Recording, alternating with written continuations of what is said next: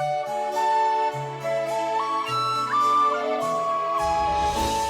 Tara. I'm Ryan. We love Disney movies. So we decided to watch them all, from Snow White to Frozen 2 and beyond. Each episode will watch a different Walt Disney Animated Studios film and tell you all about it. Did we like it? Does it hold up? Who's our favorite hero? Or villain. We'll give you history and fun facts about each movie. And sometimes we'll invite our friends to watch along with us. So put on your tiara or your evil crown and join us on our adventure. This is Tara and Ryan's Princess Diaries. Feel the rhythm, feel the rhyme, get on up, it's podcast time, cool runnings! Hello, fairy tale friends, and welcome to a MiniTale. I guess we all know what movie we're doing today. Mm-hmm. We wanted to start this up for a couple reasons. It was funny, turning on Disney Plus, it was like, do you want to check out the winter sports collection? Yeah, or I think the... it was just sports. Oh, just yes. sports. The sports collection or the Black Voices or Stories collection. I'm like, well, I think we're good for what we want to watch in either one of those. And we did 1993's Cool Runnings. So yeah, so this is a movie that Tara has claimed to have seen 50 times, you think? Maybe. I don't know. It's a lot. I've loved this movie since I was a child. I've quoted it since I was a child. It's we own a physical copy of this movie as well. Mm-hmm. I've watched it on Disney Plus many times. I've talked about how when I'm not feeling well or recovering from procedures or surgeries or things like that, I have certain movies I gravitate to. This is in that list as well. I have seen it significantly less than you, but it's also a movie I felt like I've seen quite a few times. I think you've seen it with me a handful of times. I think I've seen it before that. Like, this was 93, so I think it was like, you know... Well, first of all, this is, at the time, Disney's highest grossing live-action movie. In the box office, I read it was something like over 150 million. Which, I feel like that might be, like, again, these are sometimes hard to do because of, like, re-releases, and sometimes they say it's just what popped up when I was searching for the movie. I didn't do a deep dive into the numbers. But I did see that this was, like, a big success. And, it's a sports movie, it's a feel-good, it's a Disney movie, so I feel like it kind of may have been in rotation at my house a little bit. I don't know that we owned it, but it was probably on Disney Channel. It would play on TV. Anytime it was on TV, I would watch it. Yeah. It's hard to say, like, I know you have a lot of, like, thoughts and like, personal connections to it. Mm-hmm. I don't really have, like, ones that I can think of per se. It's just one of those things that has just existed. Yeah. Like, I kind of feel like maybe I saw it in theaters. I have a distinct memory of, I know I saw it with my parents for the first time. I don't know if that was in theaters or on TV. If it's 93, I would have been about 12. So we're getting to that time where it's like, we're probably seeing a lot more movies in theaters. Like, I'm old enough to see movies in theaters, but I'm not really just being let go on my own yet. So that was probably some of it. Watching it again, I like it a lot. It's great. It's really it holds up. It's feel good. It makes me cry every time at the end. Yeah. I'm always tearful. And we realize we're at the end of the Winter Olympics. I believe. Are they over? I believe they finished yesterday. As we're recording, they're done. Yes, so they just finished. When this comes out, they'll be done for about a week. But that's how the schedule lined up. We thought it would be cool to do that. We also, kind of wanted to open this up in a MiniTale way to what I'm referring to as the Disney Sports Collection. Mm-hmm. We've got everything from, like, Remember the Titans and Miracle, more of, like, Mighty serious Ducks. stories. And we got Mighty Ducks and Rookie of the Year and the goofball ones. So we'll start seeing more of those down the line as we go through this. But this one of the things when we started watching this, a lot of questions you had, Tara, was, like, how accurate it was. Yeah, well, I read an article because there was a bobsled team this year in the Winter Olympics for Jamaica. And so I was reading that article and they said that the movie took liberties. So then, that's kind of where my head was as we rewatch this. I've never thought about that is, how accurate is this film?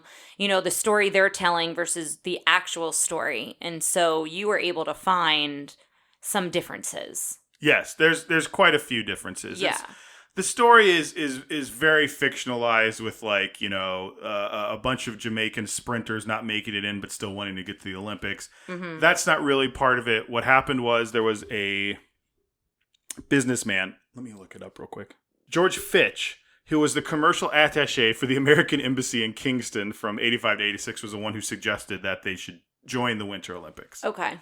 And that was it. It was just kind of an idea of a diplomat to be like, you've got all these great athletes, but you're only really competing in them. And I think in the movie they say like sprinting, boxing, and cycling, like all the ones about speed and in summer, nothing to do with winter, right? So he said you've got all these athletes; they should work in other sports. You should join, and there's a lot of this movie. The German team is very much like, you don't belong here, Jamaica, and like I think there was the Olympics are kind of a place where everyone comes together and just is very celebratory of that. We'll get to that in a second. Yeah, but that's what this guy was saying. He's like, we should put Jamaica out there. There's a little bit of the Olympics that's like essentially commercials for countries and stuff. It's the things that they're, when you talk about your country to other on a global stage, you're talking about their what they do in the Olympics, stuff like that, right?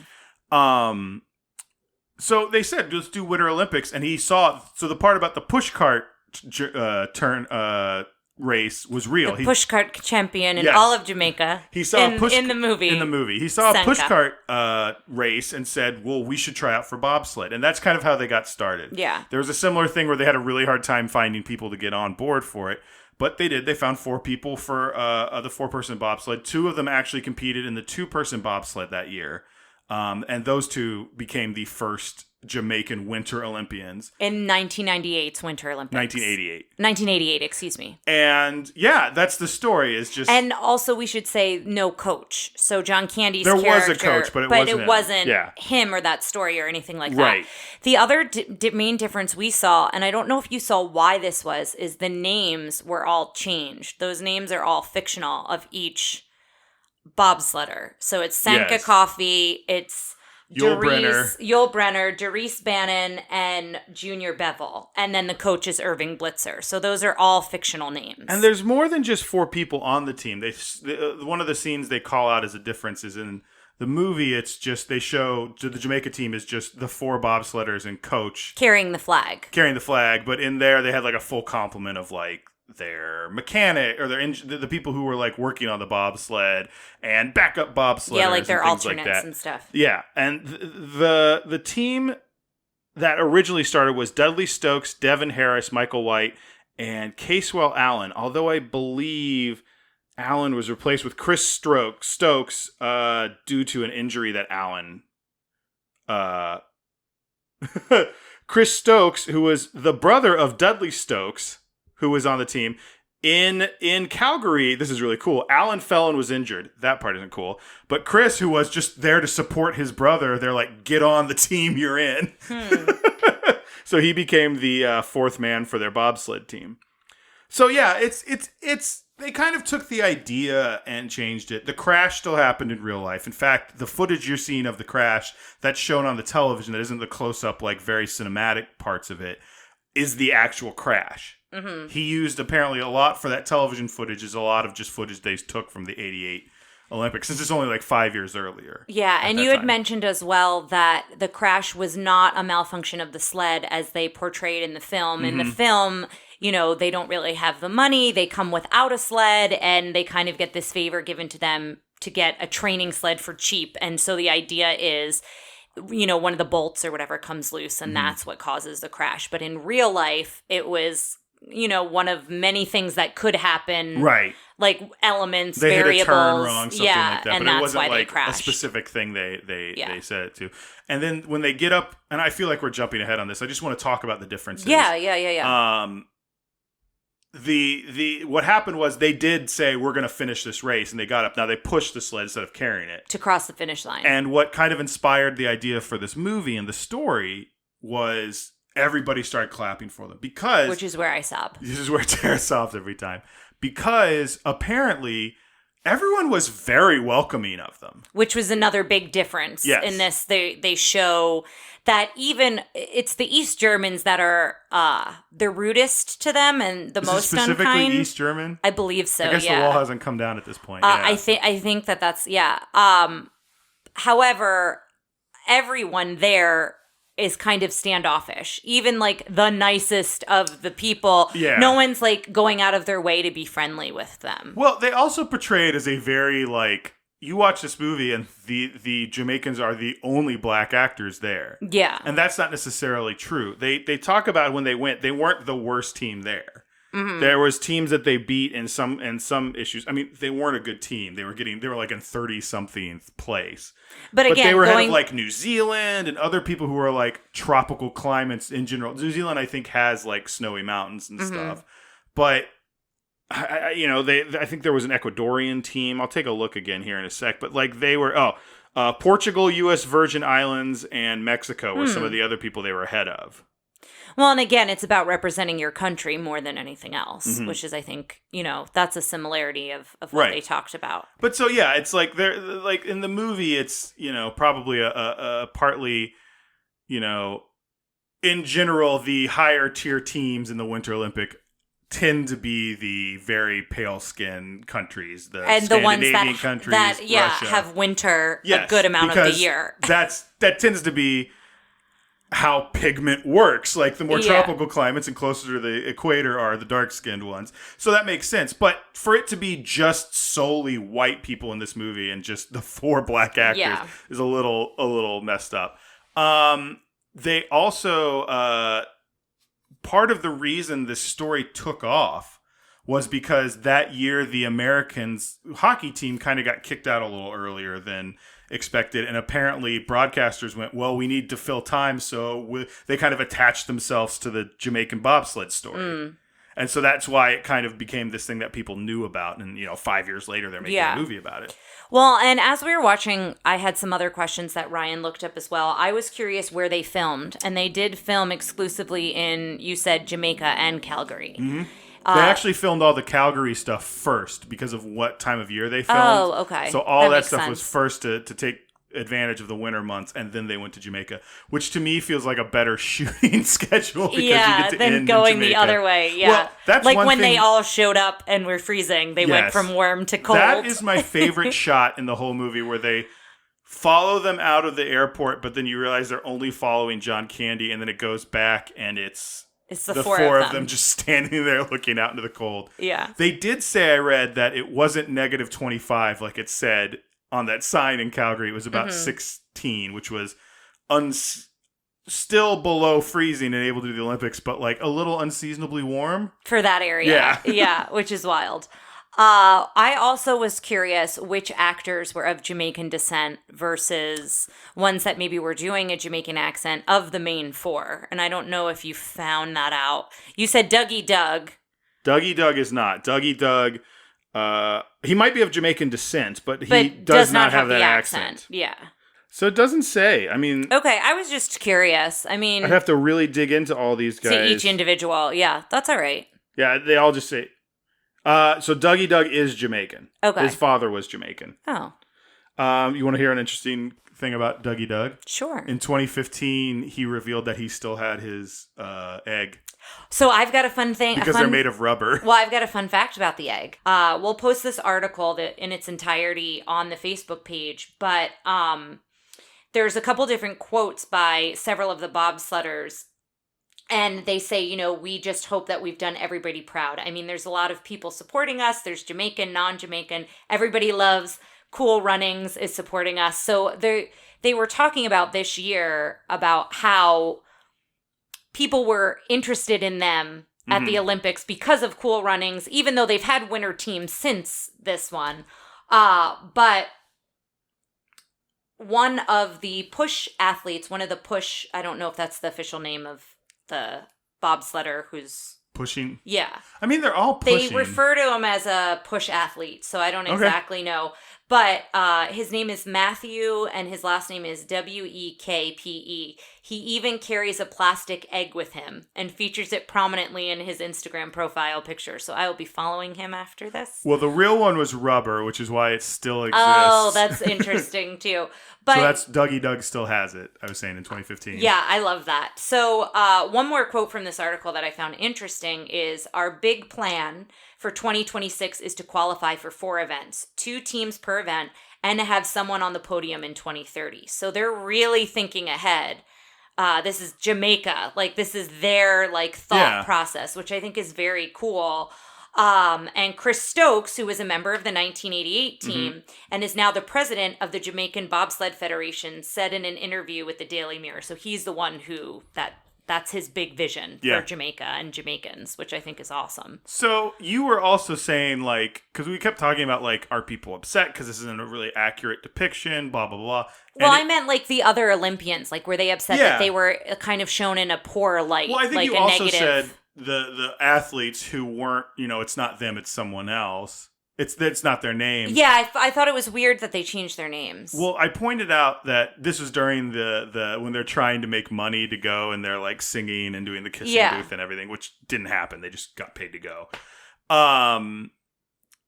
Some people say, you can't believe Jamaica, we have a bobsled team. We have the one Doris and the one Junior.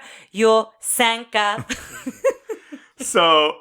we'll get into your connection to this in just a second, but you're talking about this in this article and other places. They love this movie because it makes it very easy for them to fundraise for the Jamaican bobsled team when they go. I don't know if I said this earlier. They fielded their first Jamaican women's bobsled team in 2018. Yeah, that's awesome. It's really exciting. So our connection to this, Tara and I went to Jamaica for our honeymoon. We went on was essentially like the Jamaican bobsled weird roller coaster thing. Yeah, it's supposed to kind of feel but it's like you're in a bobsled. It's a suspended one track roller coaster. Yeah, and thing. I will post the picture of that because that's probably a top 5 picture of me of all time. You were so happy. But part of the reason we went there is, we both were like, ooh, let's go to Jamaica. And I think in Tara's I wanted to go somewhere tropical. I want to go somewhere tropical. Yeah. Tara's heart of hearts, she was like, ooh, cool runnings. In my head, I was like, ooh, James Bond. There's a big James Bond Jamaica connection. Dr. No. Well, and that's where he originally wrote the books. Yes, and things so there's stuff like that. So we went; it was wonderful. But I recommend everybody go to Jamaica. Hold on, I need to get this out because you need to be called out on this because every morning I would wake up to Rise and Shine. It's butt whipping time. Every morning of our honeymoon, that's what I was greeted to. And I thought, have I made a terrible mistake? No, I didn't think that. Jamaica was magical. I don't know how else to describe it, but I suggest everybody go. The other thing that there's so many things to love about the country, about the island, but the people, I think this movie portrays that so accurately. There is this energy that I don't even know that I can describe, but the people, no matter where they're coming from economically, whether it's people who are, no matter, we interacted with people from different areas. We went outside the resort. I will say we spent a lot of time in an all-inclusive. We did. So we may not have seen a completely accurate picture of the country or really experienced some of it. I do think you're right about the people. I feel like we interacted with a lot of different people in a lot of different walks of life. Both not while we were on the resort, but I think especially when we left the resort. And I don't know how to describe it, but there's just this energy and there's just this positivity that I want it to bottle and remind myself when I came back here. And it's just a different attitude. Yeah. And at one point someone's saying island time and island life, but it's much more than that. And I don't know that I can accurately describe it or talk about it because I don't live there, but there's something very specific of a feeling. I also want to make sure that us as two white people on a podcast aren't misrepresenting an island where there are significant socioeconomic issues. 100%. Yes. And I'm not prepared to go into that today. Yeah. But it's something I think if you're, if you're looking at it, it's a great place to go to all-inclusive. It's also something you should look up and do a little more research on about some of the issues of the island. Because it's not perfect. Yeah. I more so just wanted to get across the spirit of everyone who lives there. Right. And I just don't know that I can do that accurately. But there was something so... I don't know. I was very taken by it, and I don't know how to accurately get that across. Well, we both come from states, New Jersey and Texas, that I think have significant issues, and we're both very proud of those places. And I think when we see another place that has significant issues, but has a pride of the people there, that's an exciting place for us. And Jamaica, I think, has that, where they understand they're very proud to be Jamaican. They're very proud to where they're from. It's not perfect, and there's issues, and I think that's something that attracts us. And I think this movie represents that very well, specifically when they're trying to get there. There's that whole subplot of Doris? He's the Yes. driver. Yeah. Yes, he wants to be the Swiss team. Yes. And then they come around and Senka's like, I don't know how to be. He's like, the best I can be is Jamaican. And I can only be Jamaican. I can be this, and this. And I think that's something that like was exemplified when we went to Jamaica. A very big pride for their where they live no matter what. And I think it's a great message to have in the story of like the pride of where you're from and to understand that it's, it is what it is. And it's also good to have pride for where you're from. Yeah. And I like that. There were two things that on this rewatch I really liked a lot. That was one of them.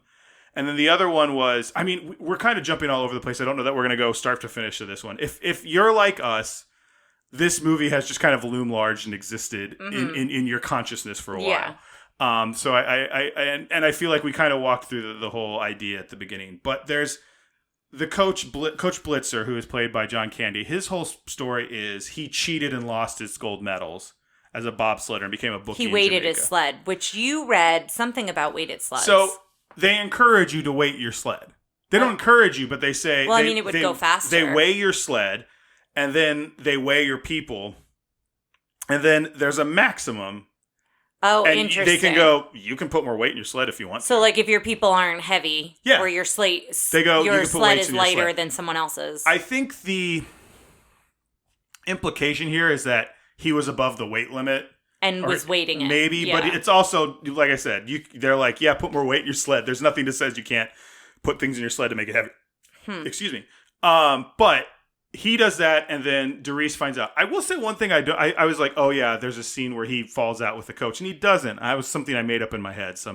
I think it may have been the moment where his ex-teammate is kind of educating Doris that Blitzer cheated. And so I think it could have gone away where Doris like held a grudge or whatever, and he kind of just sits on the information and then asks Irv Blitzer about it in this moment you're talking about. Irv Blitzer is a great ex-athlete sports name. Yeah. Coach name, right? Yeah.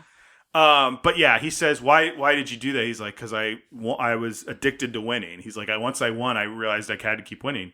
Yeah, when you make your whole life about winning. Make your whole life about winning. And that's when he kind of explains to Doris, I don't know if he says this explicitly, but it's like, you make it about competing. You make it about doing the thing, not winning the medal. He goes, because if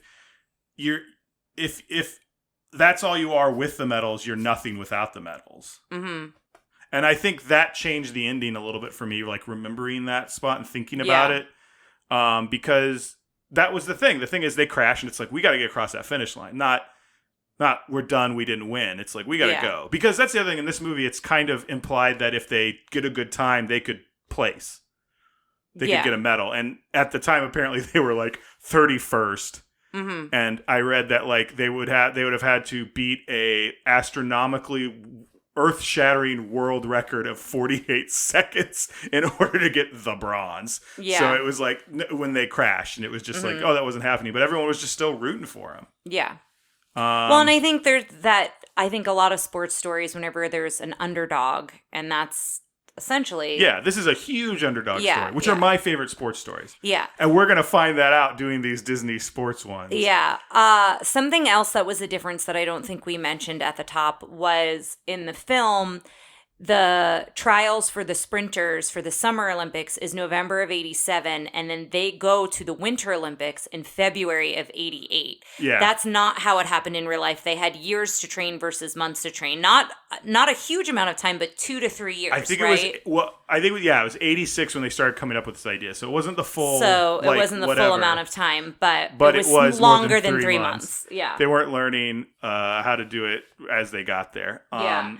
I will say that was true. They did talk about that. Like the first time they were on ice was in Calgary. They went early and were teaching them like, here's how to run on ice. Yeah. Which those scenes, I just love the fish out of water story of them. Like, but they don't just make them look like doofuses, because they get there and they're trying to teach them to walk on ice and they're all falling. And then they go, we got to get off the ice before the hockey team practices, and it's the Russian hockey team. Yeah. And Yul just clocks that guy. I That's know. my favorite He's so part. confident, and then he falls when he walks away. Yeah, I there's a lot of that stuff. Have we covered most of the differences? Do we want to start talking about the things in the actual movie that we really enjoyed?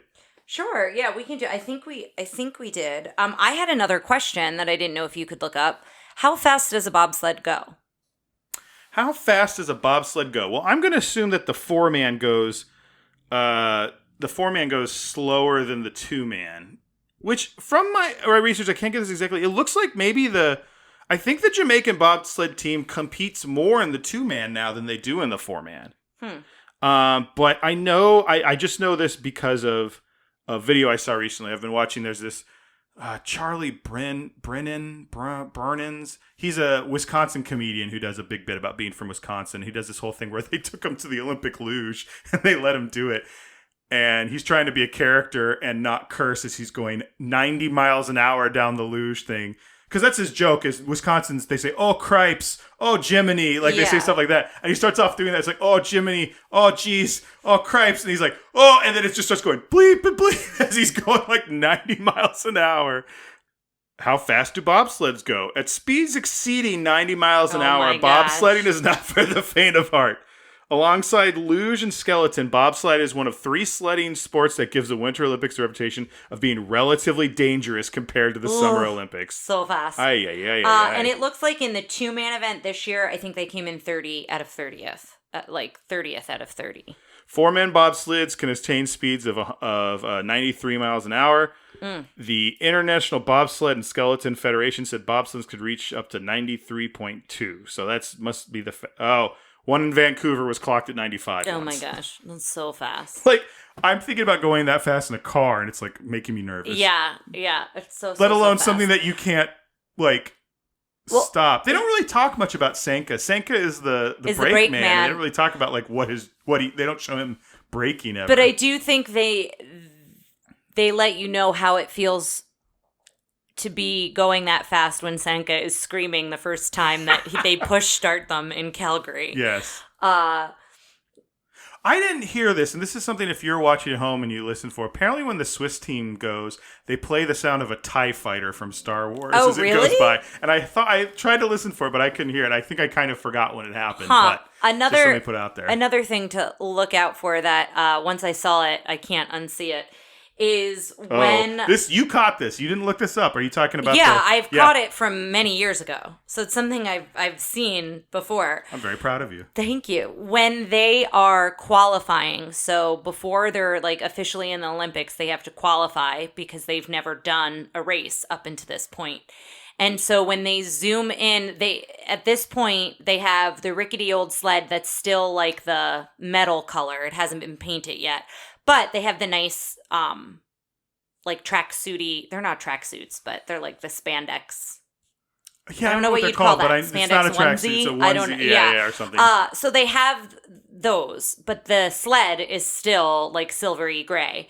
And when they zoom in, silvery gray is really like complimentary. It's dull. When they zoom in, the sled is painted, the colors. So they're reusing shots. So that's just something to look out for. And I'm sorry if I ruined it for you. Do you know who originally they wanted in this movie and they reached out to, but they both turned it down because of pay? Who?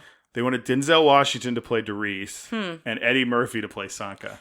Oh, I'm so happy Dougie Doug was... I mean, I think that it becomes a Denzel Washington or an Eddie Murphy movie. Yeah, I kind of like that. Yeah. I enjoy who is in each of the roles. And you looked up something about John Candy as well with his pay. He, sought the role. They originally... They reached out to Kurt Russell, and then they had written it. Apparently, they wanted John Candy at one point, but then some executive said Kurt Russell, and John Candy said, I'll do it for a pay cut.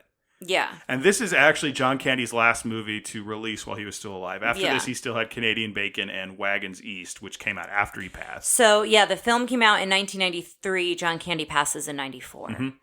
Mm-hmm. But one other person who auditioned for the movie and wasn't thing was hip-hop legend Tupac Shakur. Oh. So I think that's interesting. Do you know a couple... I wrote this in there, but I want to...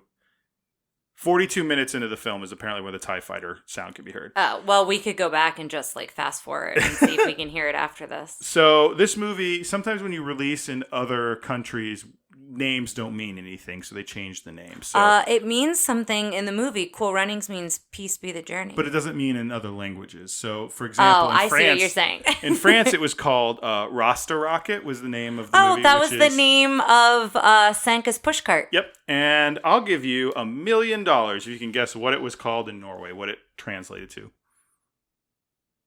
$1 million. You know for a fact that I do not have. No hint? It's the same amount of syllables as what's in there. Cold Run Fast? Close. Cold buttocks.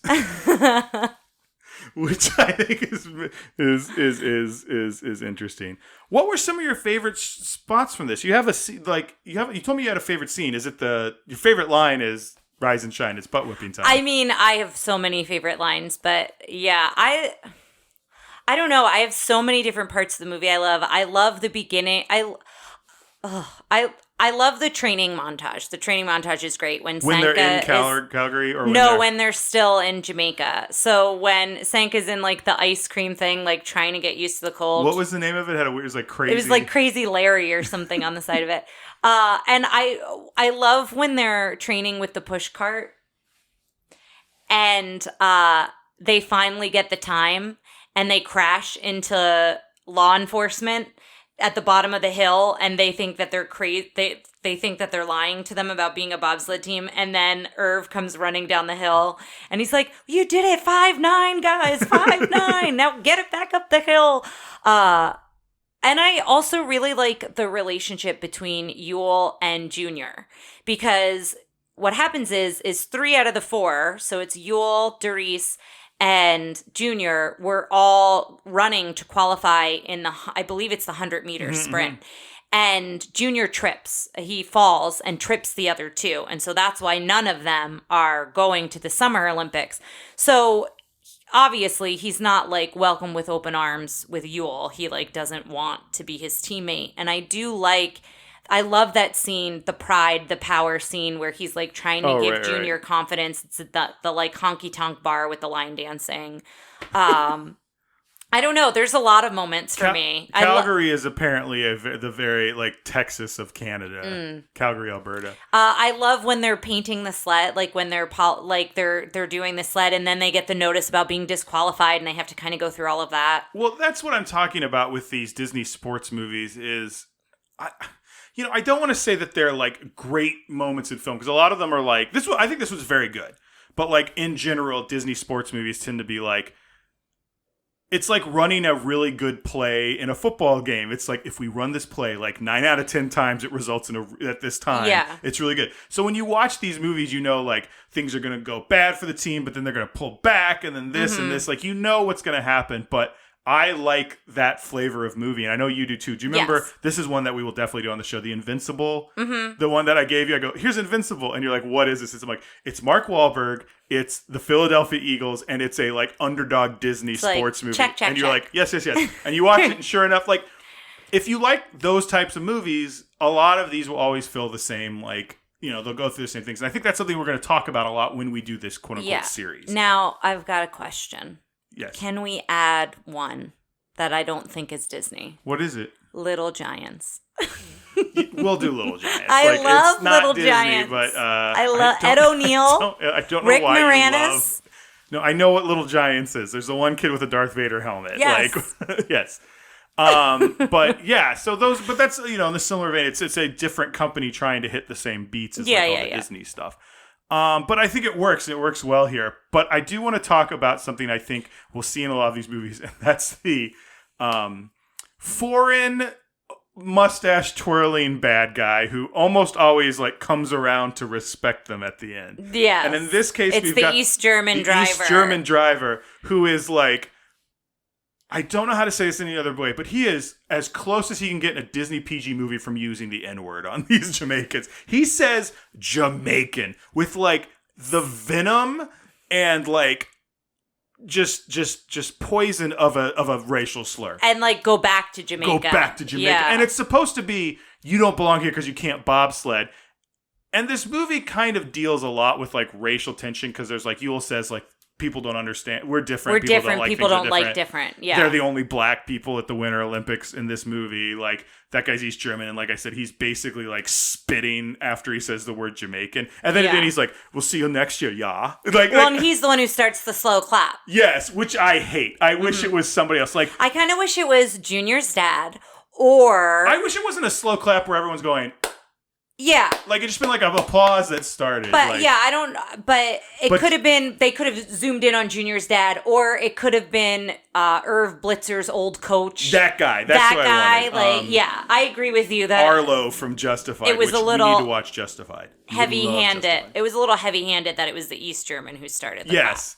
And the other thing I want to bring up about him is there is one shot where they come up with their, like, I don't know what's happening. I think they're maybe singing their song. Okay, so it's after they do their first run. They have 3 runs. And they're doing it like the Swiss team, and they do very badly. Yeah, and then they come together, and that's when Sanka has that whole statement, let's do it like Jamaicans. We're Jamaican. Yeah, this is what we are. So, and I love that part, too, where Irv hears them singing before he sees them coming, and it's so great. Did he have the colorful, kind of floppy Jamaican hat, or did Sanka hand it to him as he came up?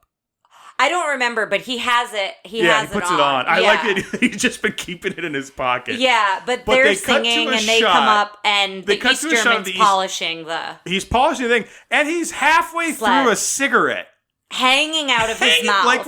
Like when Dan Aykroyd sees Slimer for the first time in Ghostbusters. He's looking at it like, huh? And I'm like, first of all, you're not going to see a cigarette anymore.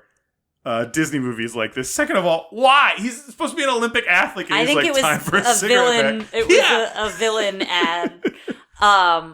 But what was your favorite moment? I mean, I didn't really have one. I love the movie. I mean, I think going back, like, I think a lot of things are funny. I like the bit where he's showing them the bobsled, the old bobsled footage, and they're trying to get people to join, and it's like everyone, all these crashes, and the thing I like about it is John Candy's like, oh, that's gotta hurt. Like, he doesn't care. He's like, oh, I've seen all this before. He's like, you don't break your bones in the bobsled. They shatter. And then the lights come on and everyone's gone. Well, and it says so many died in bobsled crash. Like the name of the film is like deaths of bobsledders. But I wonder too in that storyline if he showed that footage on purpose so they wouldn't have a team, because he begrudgingly says, "Sure, I'll be your coach." I mean, maybe it's not to not have a team, but it's like to be like, "This is like, look, I don't want to have a team if I don't have 4 people who really want to do it." Right? Yeah. But I like that scene. My favorite scene is when there's a little shot when they're all in the bathtub practicing. Oh, yeah. I don't know why I find that very funny, because I think they're all wearing football. I don't think they're wearing their helmets. They're wearing like football helmets and stuff. Maybe, but they're wearing like tracksuits and whatever too. They're just like lounge I don't think wear. It's not their uniforms. Because it's in their hotel room. And it's just them all in a bathtub practicing and like moving their heads and doing everything. And I really like that, because it's like, one of the things I like about this is like, we don't have the thing that's interesting to me, and this is something I think in a lot of these movies, we don't have the money, we don't have the funds. What can we do? And then by the end, they get like, not even a nice bobsled, but they get a good paint job. They've got the really nice outfits like that. But I like when it's like, we want to do this, but we don't have anything. I think the creative, like, how do we practice and stuff is fun. I like Dougie Doug a whole lot. He's the funniest character in it. I love that John Candy keeps punching his helmet, because his helmet won't go down over his dreadlocks. I liked it. This is probably one of my favorite, I think that the other ones I like that we're going to end up probably doing are more of this is probably my favorite of like the comedy ones. I like this better than Mighty Ducks. I like this better than the other ones. Yeah. Now I like the real, like, I love Miracle. I love the Winter Olympics. You asked me this during this, if I'd ever want to go to Olympics. I think it'd be a Winter Olympics. And I don't know that I really would. I'd almost rather, like, I want to go to Wisconsin while the Winter Olympics are in Calgary and just find a Winter Olympics bar. I mean, there are, I don't know enough, but you could probably also go to, like, try, like, the events where trials, they qualify to go to the Olympics. That could be something that's like, I don't know if those are open to the public or not, though. But I feel like if you just took me to a hockey game, I'd be happy too. Or something like that. Yeah. Anything else we want to say about this? I think we're getting towards the end here. It's wonderful. I know we didn't really talk about the story, but go check it out. And I think we talked about it a lot with the actual, like, this is the stuff I didn't know going into this. I've seen this a bunch of times. Same. And I think for anyone out there who knows the the movie. I hope you've enjoyed what we kind of uncovered as well. And if you've not seen the movie, you need to just turn this off and go watch it because it's so good. Well, we're almost to the end. Don't turn it off yet. We're almost done. So, yeah, next time we'll probably do one of the more serious ones. Hope you guys enjoyed this one, but we'll see you next time. Take care, listeners. Thanks for listening to Tara and Ryan's Princess Diaries. If you want to tell us your favorite Disney villain and why it's guest on, send us an email at trprincessdiaries@gmail.com. Or you can send a tweet about how great Maleficent is to @TRPDiaries. Check out our Facebook group by searching for Tara and Ryan's Princess Diaries. Tara and Ryan's Princess Diaries are available on iTunes, Stitcher, Spotify, Overcast, and many more. Wherever you hear us, please be our knight in shining armor and give us a 5-star review. Thanks again, and until next time, remember to always live happily ever after.